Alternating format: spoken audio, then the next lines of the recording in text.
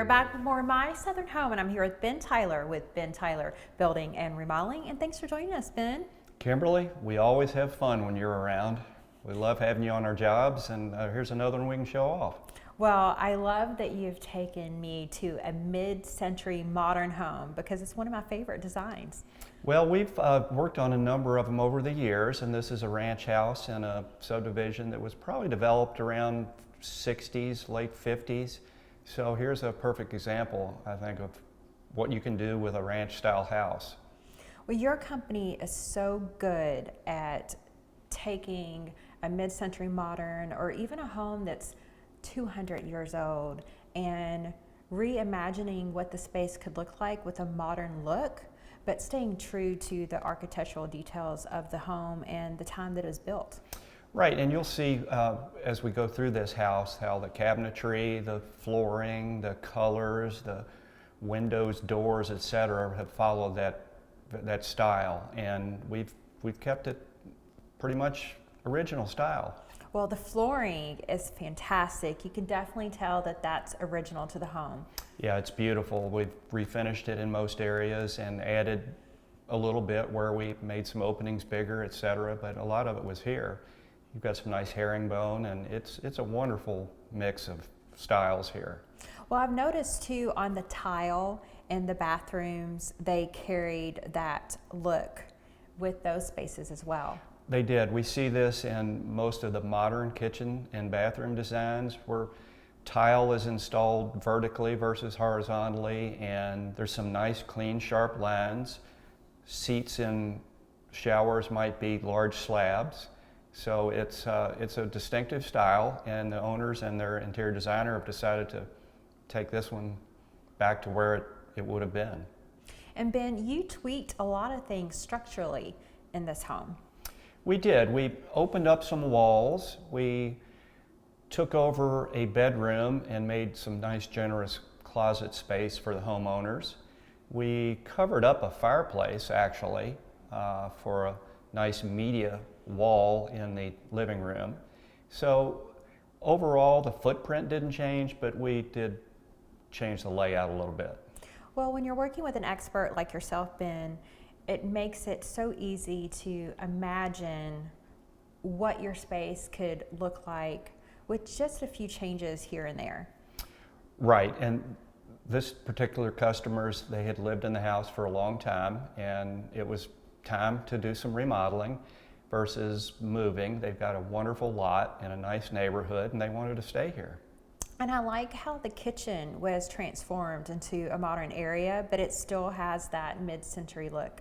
It sure does. We opened up a wall to make it communicate better with the living room right next door. So it stayed true to character with the style of cabinets and countertops and the colors that were used. So when homeowners are thinking about updating their mid-century modern home, what are some things that they should think about? Well, there's a lot of sources for materials and ideas on the World Wide Web these days, so a lot of them start there. And some might even take a visit to a Frank Lloyd Wright house and see what that looks like. It's interesting, the furniture involved matches that style, and there's endless sources for ideas these days, as you know. Oh yes, well in the last 3 years, I feel like too, the mid-century modern has really come back and people are embracing that area when it comes to furniture and accessories for their home. They sure are. There's some companies that specialize in that style of furniture, and certainly anything can be purchased and placed in a house these days, that's for sure. Well, like all of your projects, this particular home started out with a well thought out plan. It did. This plan went through some changes, and we went back and forth with the homeowners and finally settled on an overall plan, including some exterior modifications too, and that's going to be in phase 2. Well, and that's very common when you're redesigning your home, because what's on paper versus when you start the construction process, that can change a lot. Absolutely.